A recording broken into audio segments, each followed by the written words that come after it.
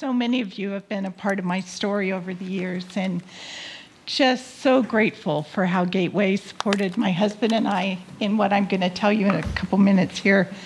Just the people that have been praying, still pray, people that did meals, just let us know that they cared, and we have so appreciated that. So what I'm going to talk about is my cancer story, and some of you have heard it, though now it's further along, a little bit different. I was diagnosed with cancer in the spring of 2011.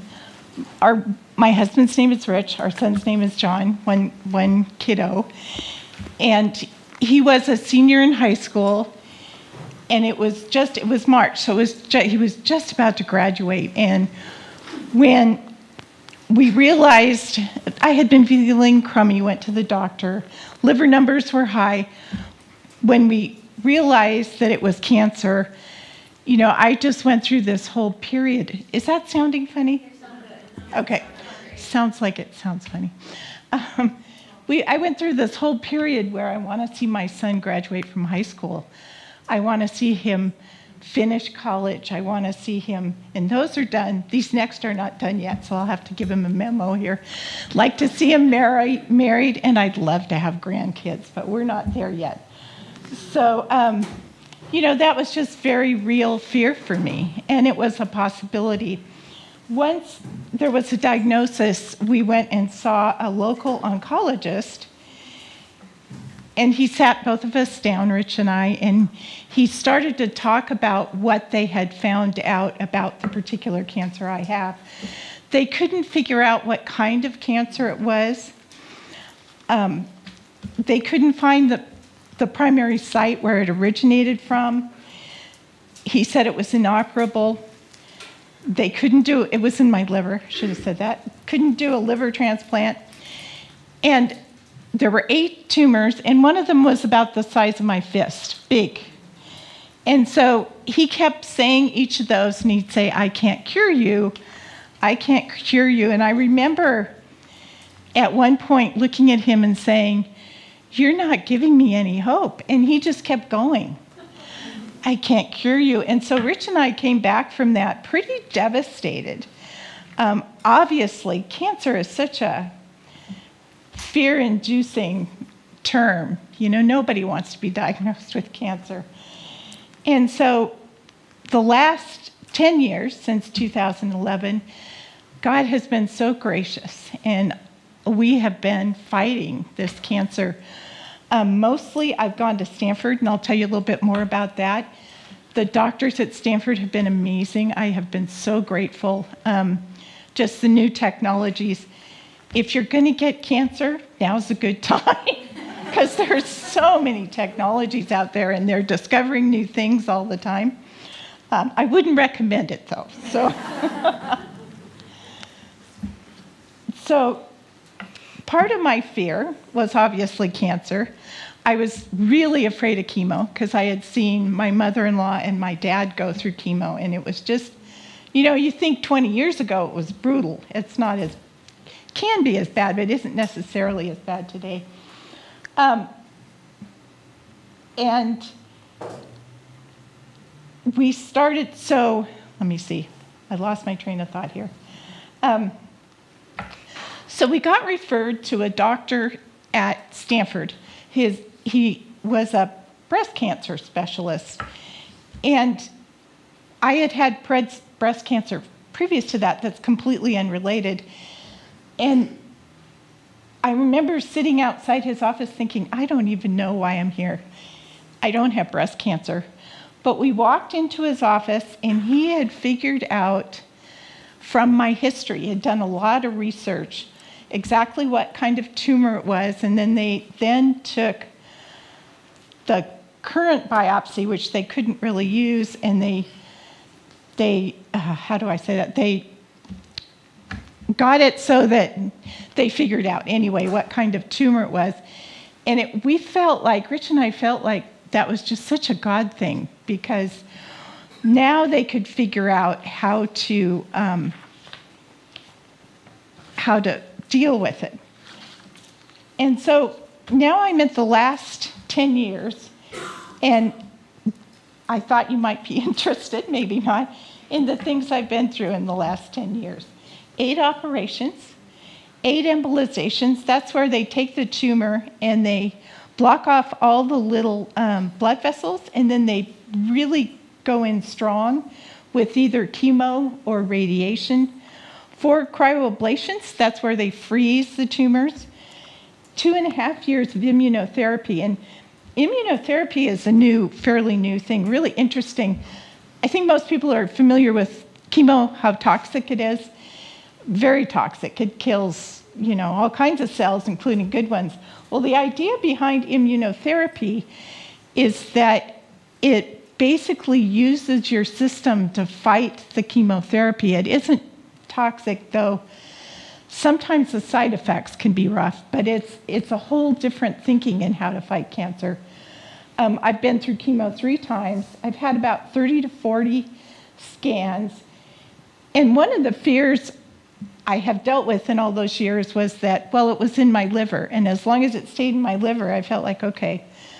But it has now spread to my lungs. And that has been very humbling and tough thing.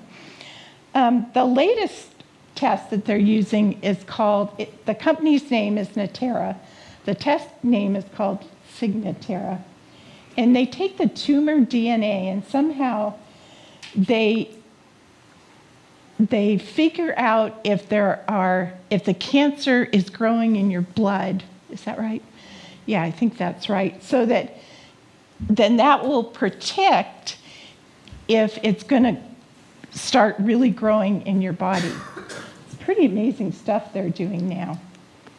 So those of you that know me know I'm a doer. And how I respond to fear is I get busy.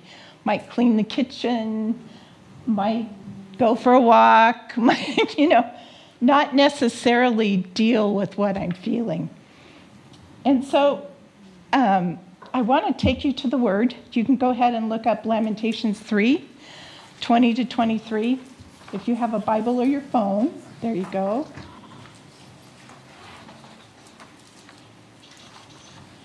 And if somebody has New American Standard Bible, can you stand and read Lamentations 3? And we're just going to do 19 and 20 to start. No volunteers? I'll read it if... I will. Good, thanks. 19 and 20. Yeah.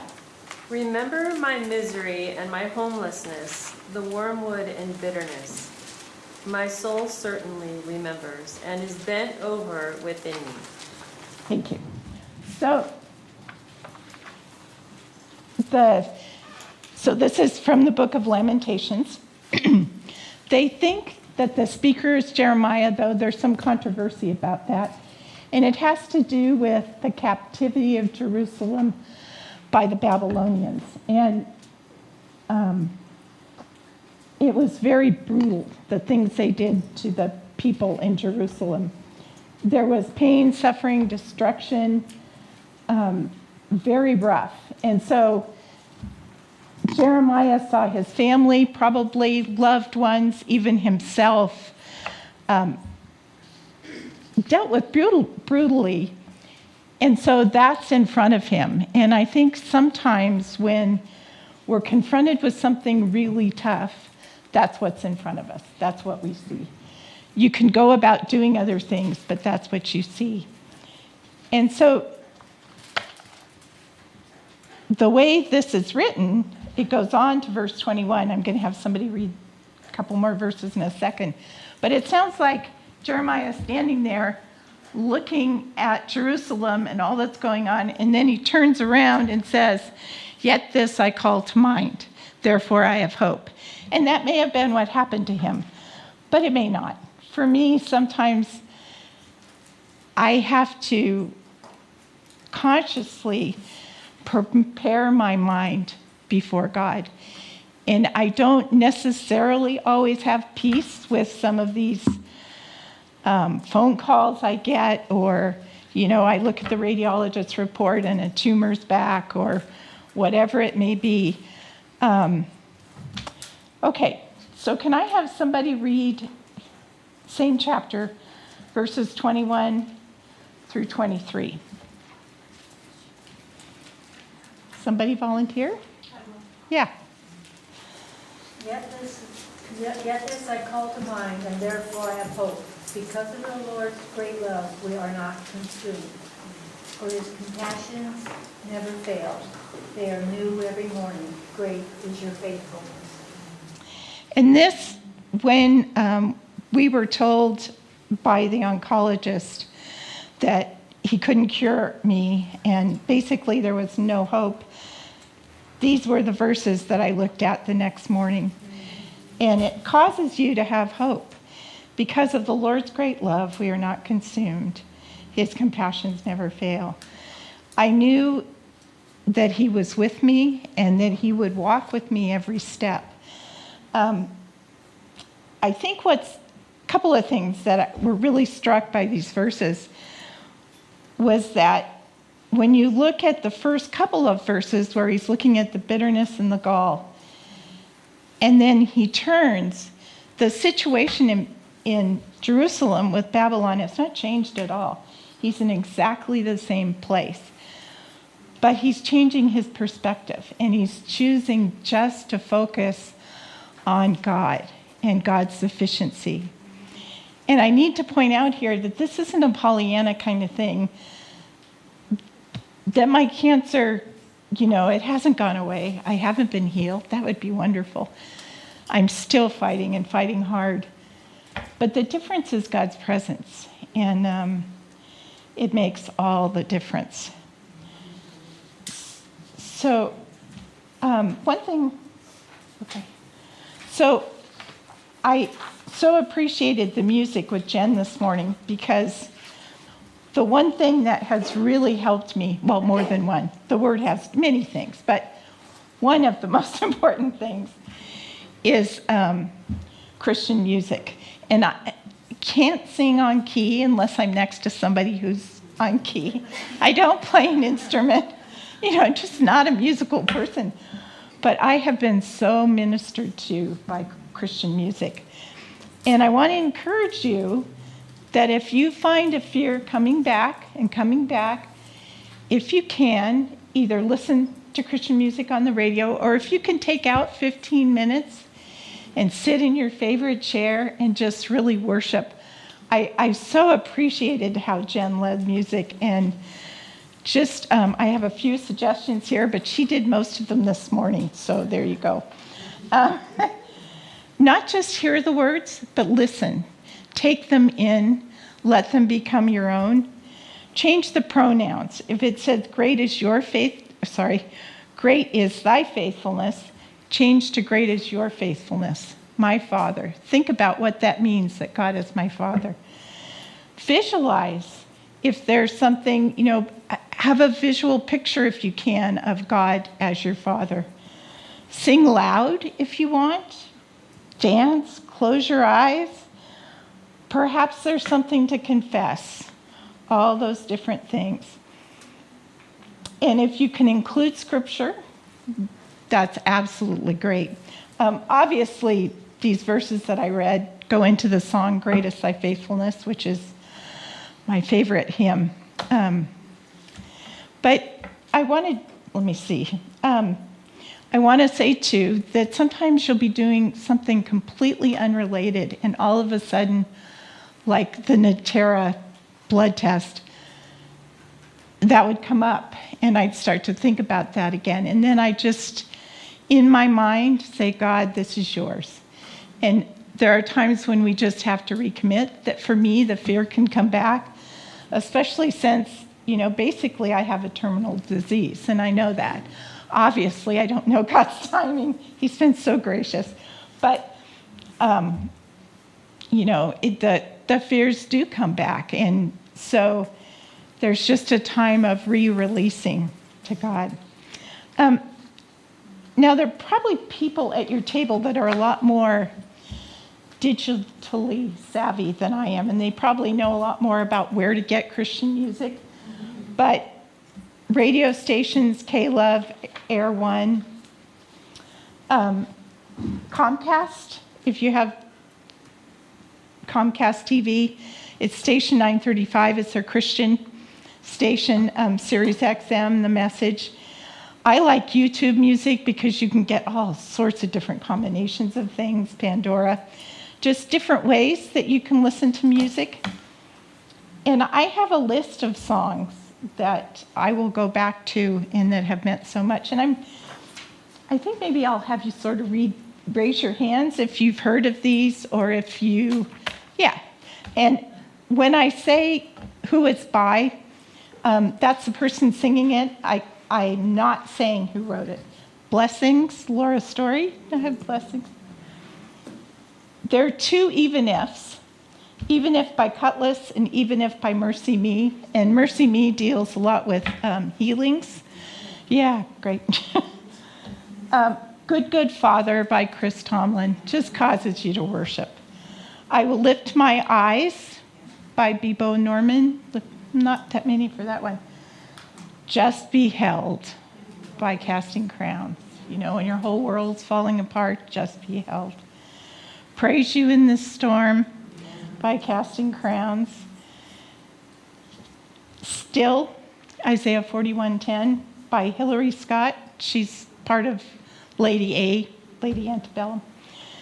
Tell Your Heart to Breathe Again by Danny Goki. And What a Beautiful Name by Hillsong Worship. So I wanted to tell you a little bit more about this Natera story. This has been one of my fears, this last little portion. So what it does is it gives you a number. It's not a percentage. I couldn't really get them to help me with the scale. But I've had it 4 times. The third time, my number was 10. And that was about 15 times larger than the number before. So I knew this 4th one was coming. When Kristen asked me, it was about the same time they took the blood.